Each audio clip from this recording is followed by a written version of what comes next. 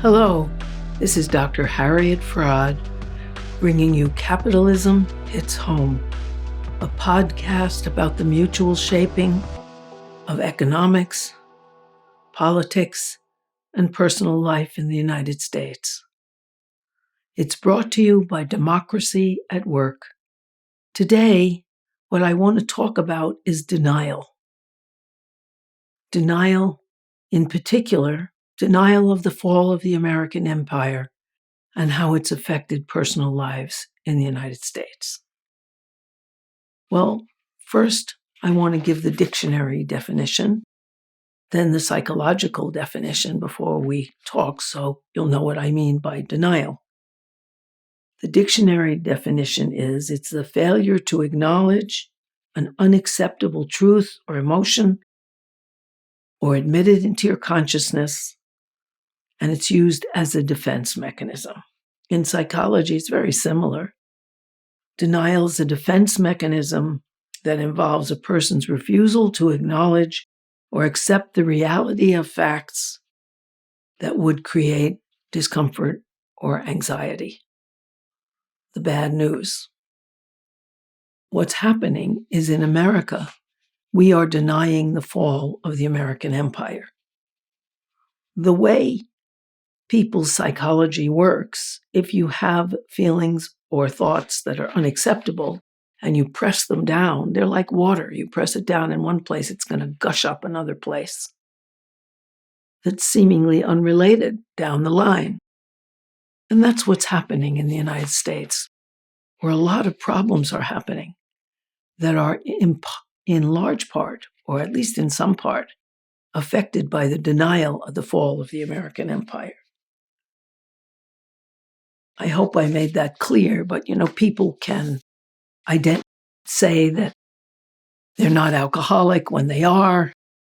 There's a very funny moment in the film Young Frankenstein where there's a character called Igor who has a huge hump on his back, so big that when he talks, he has to twist his head and look around.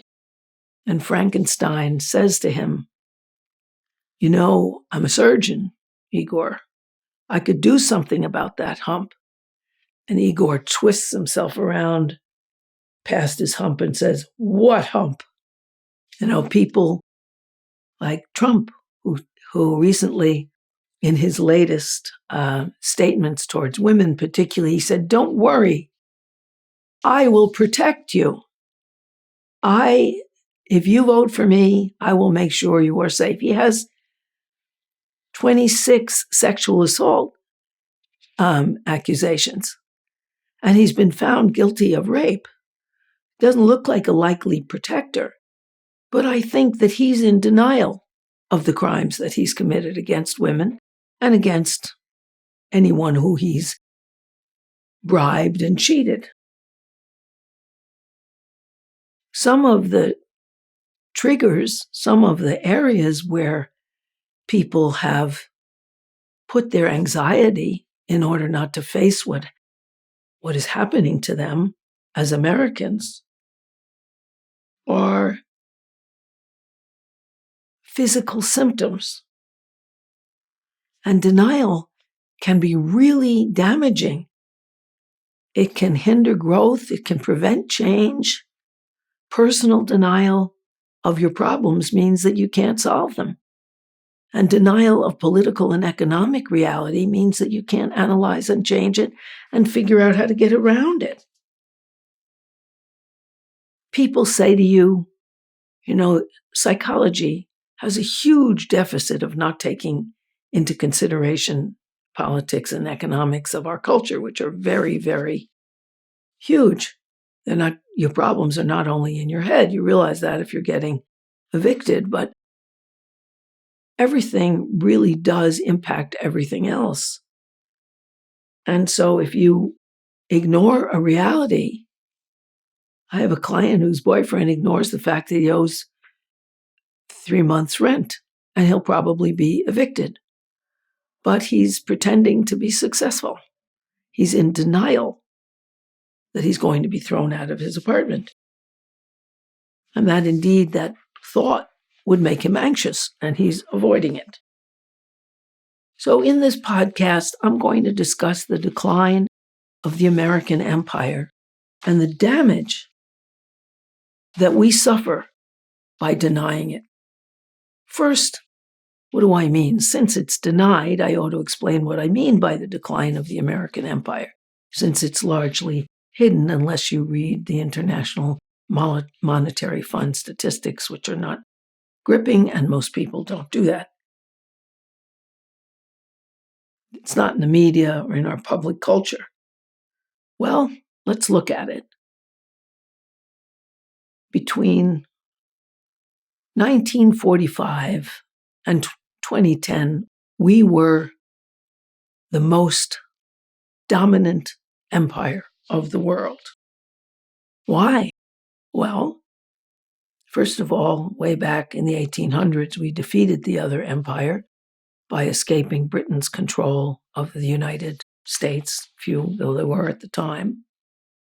But after World War II, all the other powerful and developed nations and their economies were destroyed. Japan, all of Europe, Russia, or what was called then the Soviet Union, and China. China, which is now a colossus, was one of the poorest countries in the world in 1945. The Japanese killed millions of Chinese people in World War II. They were one of the most backward and poor countries of the world. And they also were suffering a civil war because they did not win their socialist revolution until 1950. Well, now they're the second richest nation in the world, and they have a growth rate that's 4 times the rate of the United States, according to the International Monetary Fund statistics. Well, what happened? What happened that the United States is no longer king? Well, in 2009, BRICS was formed. BRICS is an economic and political alliance between 4 huge economies: Brazil, Russia, India, and China. Now there are 4 other countries that have joined that. It's named after the 4 original countries. The United States has the G7, where the United States has alliances in their economy and politics with Canada, France, Germany, Italy, Japan, the UK. And the United States, of course, is in the G7.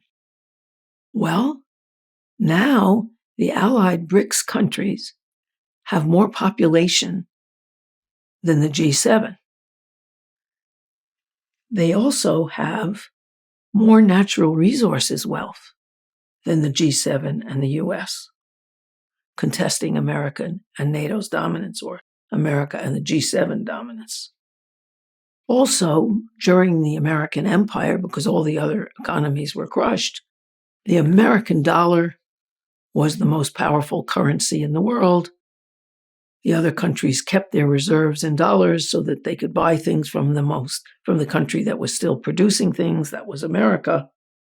Now that has changed, and many countries,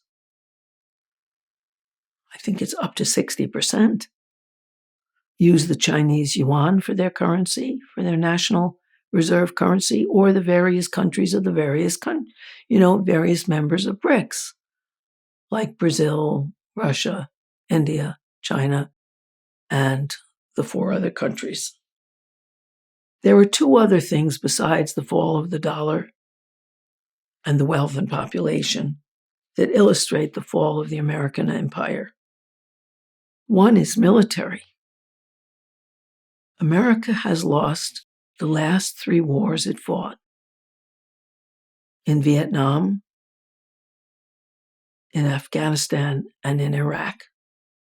We lost against poor nations with no air force. And our military had to hightail it out of those countries on our helicopters because we lost. we're now also losing the proxy war that we're fighting through the Ukrainians in Ukraine, having given them billions of dollars. Ukraine is losing against Russia. Another very dramatic illustration of the American empire's decline is what has happened when Russia invaded Ukraine. Ukraine wanted to join NATO. Russia had announced that since they were already surrounded by NATO countries, if Ukraine joined NATO, they would invade, and indeed they did. And the United States and the G7 countries, which follow the United States, imposed sanctions on Russia because they thought that by imposing sanctions, Russia would not be able to make money from its vast resources of oil and natural gas. Its government would fail, and they could carve up portions of the country with the richest resources in the world. Well, that failed. What happened was the BRICS nations were allied with Russia, stepped in. China and India bought Russia's natural gas and oil and sold it to the G7 countries at higher prices, giving them economic trouble across the board. Russia prospered. It's doing better than it was before the sanctions, showing that the U.S. really doesn't call the international shots anymore. The U.S. empire is declining. And if we go back to our definition of denial, it's a defense mechanism that involves ignoring the reality of a situation to avoid anxiety. Defense mechanisms are strategies that people, and in this case, nations, use to cope with distressing feelings and realities. They involve not acknowledging the distressing reality or denying the consequences of that reality.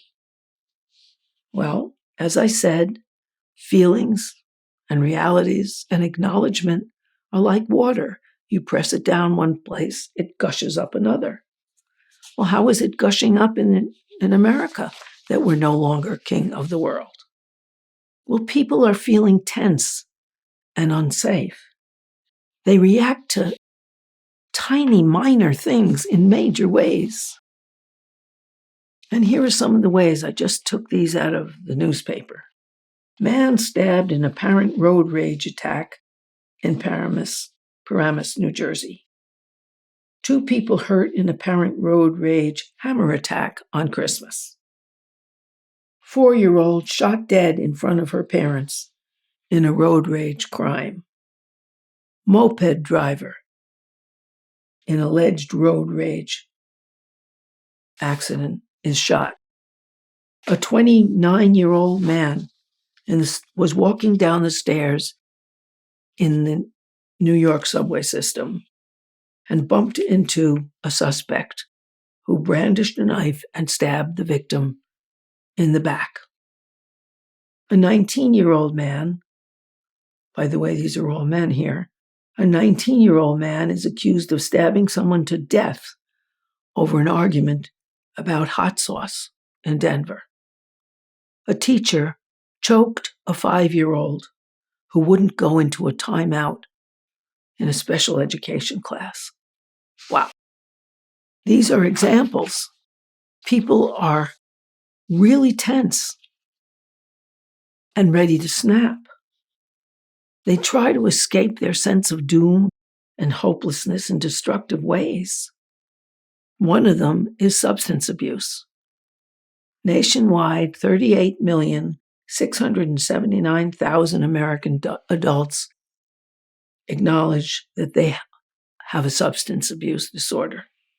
And substance abuse deaths increase every year. There was a brief respite during the pandemic, but it has resumed. Another big marker of suicide and hopelessness is of hopelessness is suicide. Over 49,000 Americans die of suicide every year. That's one every 11 minutes. So the suicide rates increase every year 37%. And you can check these facts on Google, they're CDC facts. Suicides briefly dropped during the pandemic, but they then resumed. Men commit suicide 4 times more than women do. In part, that's because they tend to use guns so that nobody can save them after they shoot themselves in the head. And women tend to use pills, so if they're found, they could be resuscitated. But also, men used to have family wages, white men did, at any rate, in the United States. Back in the 70s, when 93% of the population was white, and they could expect to have dependent wives and children. They could have a full-time servant in their wife who took care of their sexual needs, their emotional needs, their social needs to connect with friends and relatives, and their needs for an orderly home and children. Well, that isn't the case anymore. Capitalists moved their productive apparatus to China, which is one of the reasons China is the biggest producer of the world and the colossus that it is. And so many more men, are hopeless. And in their hopelessness and anger, many men turn to guns. So that this year alone, there's more than 403 mass shootings. As hopeless people, hopeless men, I should say, take revenge on their hopelessness and show that they're really powerful by killing other people. The other things that are mentioned are all in the book, The Spirit Level, and The Spirit Level 15 years later, something I've talked about in past podcasts. And they are an increasing mistrust between people, burgeoning mental illness. 21% of children are on mental health drugs. Now, partly that's because Big Pharma achieved that, and it's partly because they're troubled. 1 in 10 women and 1 in 5 women and 1 in 10 men is taking some kind of medication for mental illness. People die earlier every year in the United States. And infant mortality increases as women don't take care of themselves in pregnancy and don't eat healthfully. Eating disorders are huge. Children are becoming obese. 1 out of 10 is overweight or obese. Now, partly that's because they're persuaded to eat junk food, which doesn't nurture them, but fattens them. Prison rates are going up. And social mobility, the ability to do better than your parents, is falling. Most Americans will do worse financially than their parents. Are these horrors inevitable as the empire falls? No, they're really not. Of course, if they're denied, they're inevitable. But if they're acknowledged, we can figure out, okay, so we don't have an empire. We can be like France or Scandinavia, who don't have empires. And we can look and make changes. So, for example, in 2024, the U.S. military got a budget of $842 billion, roughly a little more than 13% of our entire budget. We have 750 military bases in 80 countries around the world. Why? We've lost the last 3 wars and we're losing the proxy war. Well, why has something to do with the fact that military producers are the most profitable capitalists in America.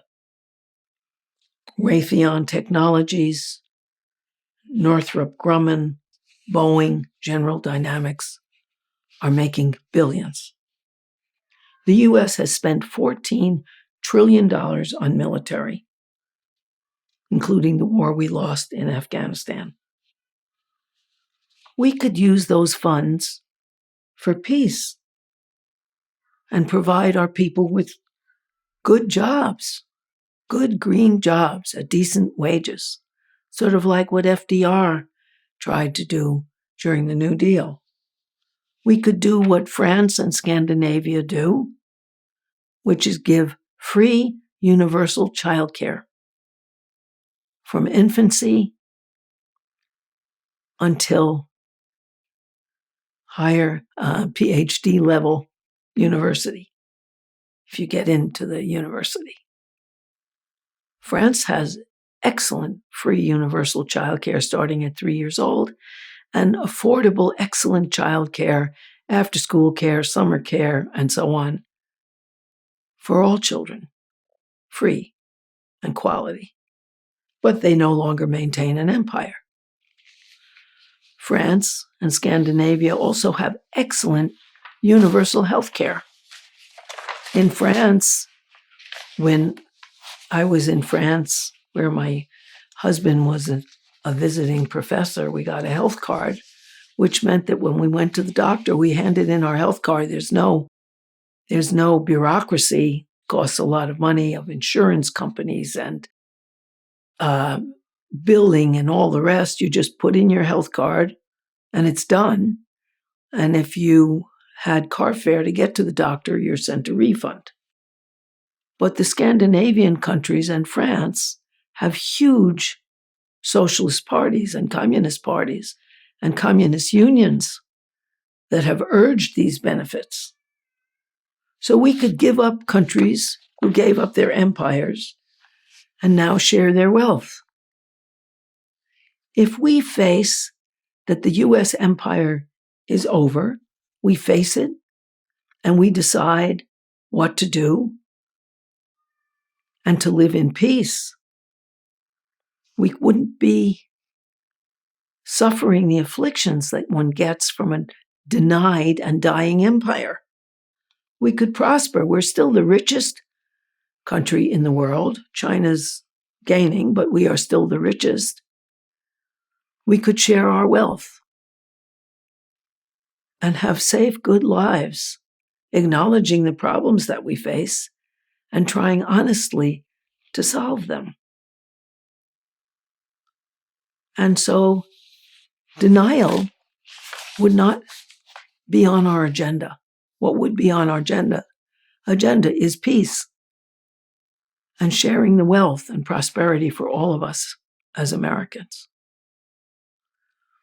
So we need to face what's happening, both psychologically in ourselves and also as a nation, so that we can be a great nation. So we can make America great again through sharing, not through the declarations of a diseased rapist. Thank you. And I hope to see you again. Take care. Goodbye.